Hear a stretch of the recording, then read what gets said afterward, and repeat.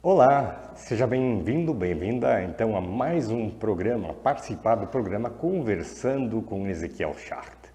E hoje o tema é hipnose. Esse assunto te interessa?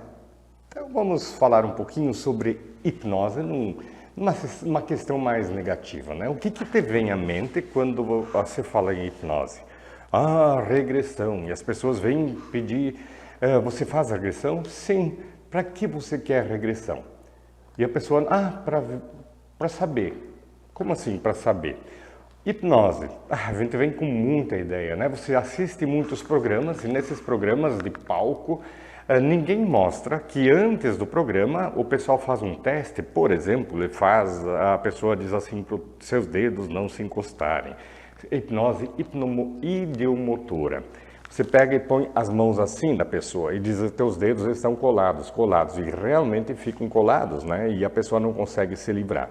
Então você faz um teste e diante desse teste se percebe quem é sonambúlico, quem tem uma afinidade muito fácil com a hipnose e pronto. Então se trabalha em cima disso. E aí pega no palco, pega o sujeito com uma cebola e faz a pessoa comer a cebola e diz para ele que ele está comendo uma maçã. E ele se saboreia com a maçã. Com outras ideias de hipnose, você lembra daquele filme do Indiana Jones, onde ele está lá na África e o pessoal está em busca dos diamantes e os diamantes têm um poder mágico e lá tem um feiticeiro que usa e ele hipnotiza a pessoa e mete a mão no coração e arranca o coração vivo ainda da pessoa.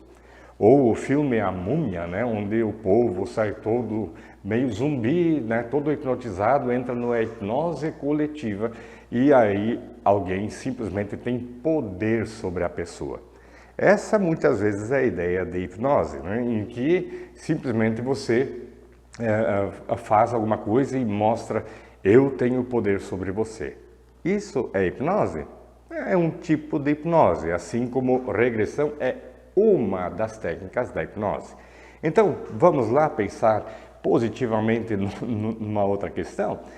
Então, olhando de um outro ponto de vista, né? A minha primeira experiência com hipnose foi com o meu filho. Fiz uma besteira muito grande, ele tinha uns 10 anos, e eu usei o meu poder, né? É totalmente negativo, mas usei o meu poder e fiz ele dormir em cima do prato de feijão. E aí, por muitos anos, o guri não me deixou mais hipnotizar ele de jeito nenhum, porque hipnose se tornou algo negativo, né? Ok. Depois, muitos anos mais tarde, há pouco tempo, ele sofreu um acidente com uma moto, né? E quase perdeu a perna e estava no hospital por muito tempo, 1 ano, graças a Deus, está tudo bem. E as anestesias não estavam pegando direito. Então, usei a hipnose como analgesia, né? Como você pode fazer a pessoa perder a dor, simplesmente não acessar a dor e com isso consegue se safar. Só que isso precisa um cuidado muito louco.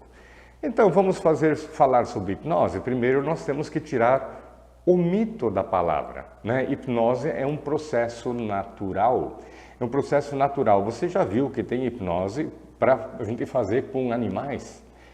Você pega, por exemplo, uma galinha, um galo, que é uma ave que você tem como pegar na mão, né? E você traça um risco reto na frente dele, coloca o bico do animal aqui e ele fica olhando literalmente naquela linha, automaticamente você pode tirar a mão e ele fica ali em estado catártico, né? Ele não vai se mexer. Quer dizer, hipnose é um processo natural até com os animais. É um processo natural que acontece com a gente e que a gente pode usar isso aí, já que é uma coisa que é inerente também ao ser humano, né, aos seres humanos, e que pode se ter uma vantagem muito grande na vida utilizando e sabendo utilizar de uma maneira correta. Então, esquece esses mitos, vamos falar exatamente sobre o que pode acontecer. No primeiro curso que eu fiz de hipnose, eu já era trainer em programação neurolinguística. Lembra? Programação neurolinguística, das definições é que é a hipnose de olhos abertos. Você consegue hipnotizar a pessoa simplesmente ela estando consciente, estando no aqui e no agora. Porque a hipnose é um estado alterado de consciência, onde você burla o consciente e trabalha justamente com o inconsciente. Nesse trabalhar com o inconsciente, quantos porcentos se diz hoje que a gente usa da nossa mente, ou do nosso potencial? Alguns dizem 3%, outros 6%, e os mais otimistas dizem 10%. E o restante, os outros 90% então? Eles estão no inconsciente, que é justamente o que nos faz ir adiante. Nosso consciente é fantástico, ele quer o nosso bem, só que ele às vezes se atrapalha e você não consegue ter aqueles resultados que você quer na vida.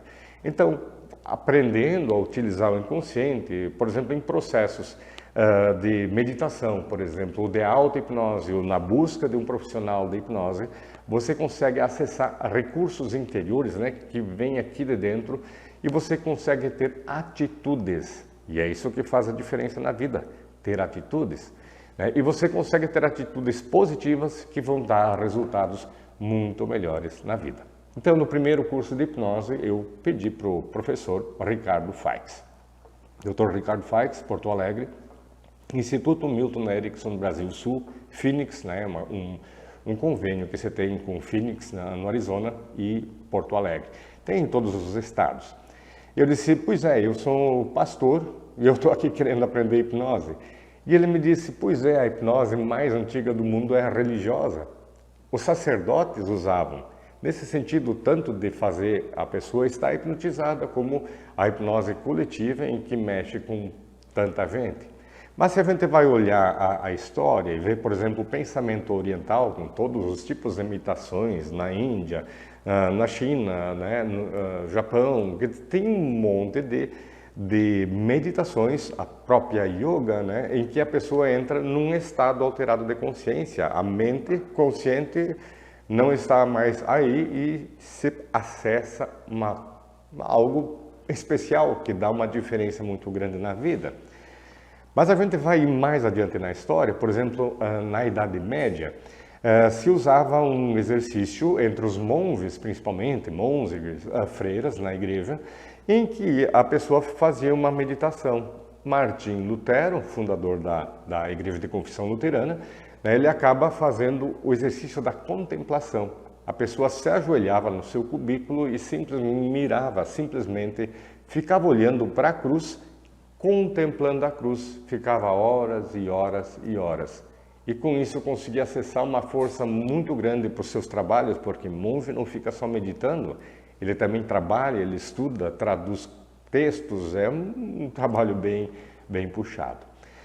Mas, continuando com a história, a gente vai pegar 1700, por aí, 1800, nessa época uma enxurrada de hipnotistas, vamos dizer assim. O pessoal que usava, então, o hipnotismo como uma demonstração de poder e talvez alguma questão de cura mesmo em alguns problemas que as pessoas tinham.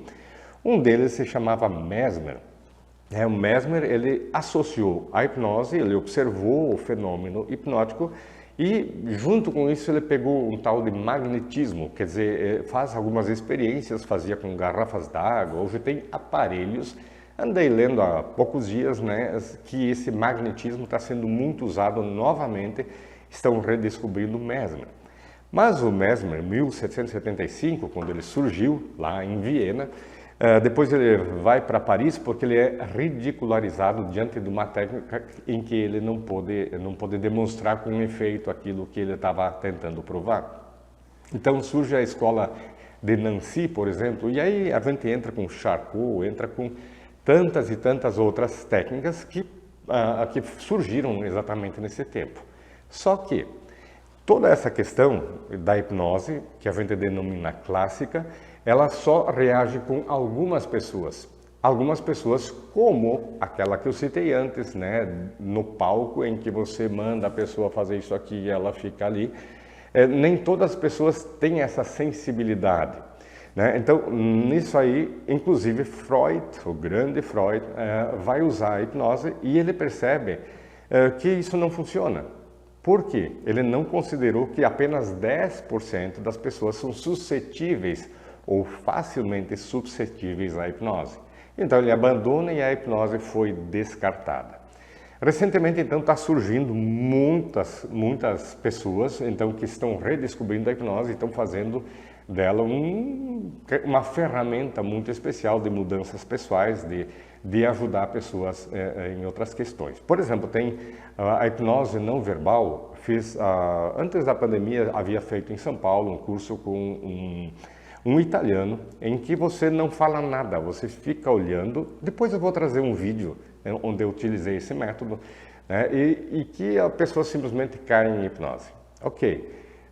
Bom, o assunto está interessante, a gente vai tratar de uma maneira mais diferenciada no segundo bloco, onde a gente vai falar sobre terapia, PNL, e vai falar sobre como utilizar a hipnose de uma maneira que seja realmente uma coisa boa para a pessoa, não apenas uma demonstração de poder sobre alguém, mas justamente fazer a pessoa acessar a sua força interior, os seus recursos interiores e conseguir fazer alguma mudança bem especial.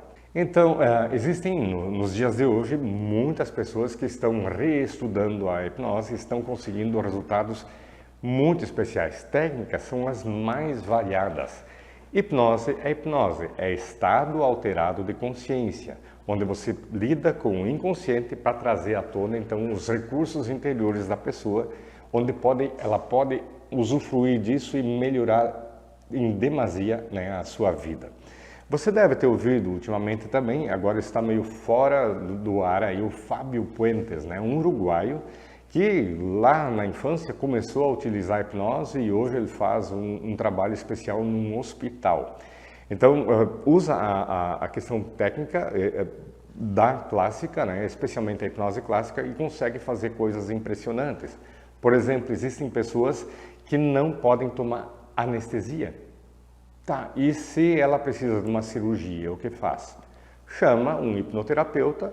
Ele chega lá na sala de cirurgia e faz hipnose? Não, tem que ter todo um trabalho para se conseguir fazer com precisão, porque aí não é brincadeira, a pessoa vai ser cortada, né? Nos cursos de hipnose, muitos dentistas têm utilizado isso, porque a pessoa que não consegue utilizar da analgesia, né, usar alguma coisa para anestesiar, e são alérgicas e podem morrer, então usam o recurso da hipnose e conseguem um resultado bem interessante. Mas, de novo, não é show, é muito diferente de um show, né? Em que tem que ter um trabalho muito especial em que se faça com que a pessoa tenha o resultado desejado, no caso, então, analgesia. Voltando para o Fábio Puentes, né? Ele tem um curso muito bom, exercícios muito bons em que você pode utilizar a hipnose, então, da maneira clássica. No próximo bloco, como havia avisado, né, vamos trabalhar um pouquinho a questão PNL, vamos trabalhar um pouquinho como é que a gente pode utilizar a hipnose com fins, com um objetivo, com uma questão de conseguir melhores resultados. Fica aí comigo?